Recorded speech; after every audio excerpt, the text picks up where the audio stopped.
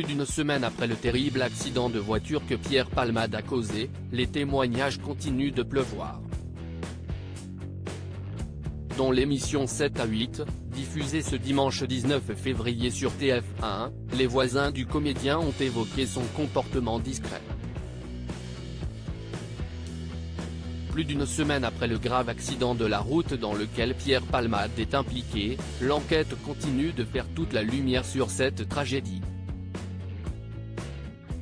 Le vendredi 10 février, le comédien, testé positif à la cocaïne, prend la voiture et percute violemment deux autres véhicules. Si l'octogénaire présent dans l'une des voitures saines sort presque indemne, la seconde, qui abritait une femme enceinte de presque 7 mois ainsi qu'un père et son fils de 6 ans, subit un choc extrêmement violent.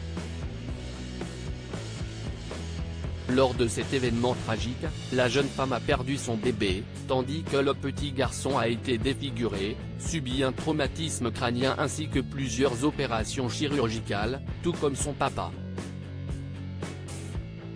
Malgré les nombreuses cures de désintoxication qu'il a suivies, Pierre Palmade n'a jamais soigné ses addictions, causant ainsi un drame terrible.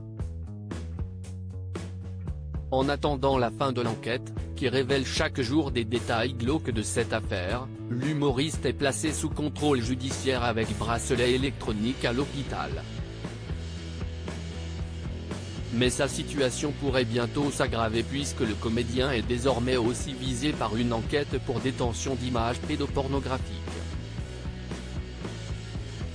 Il ne sortait pas beaucoup si ses addictions étaient connues depuis longtemps, rien ne laissait présager un côté aussi sombre chez Pierre Palmade.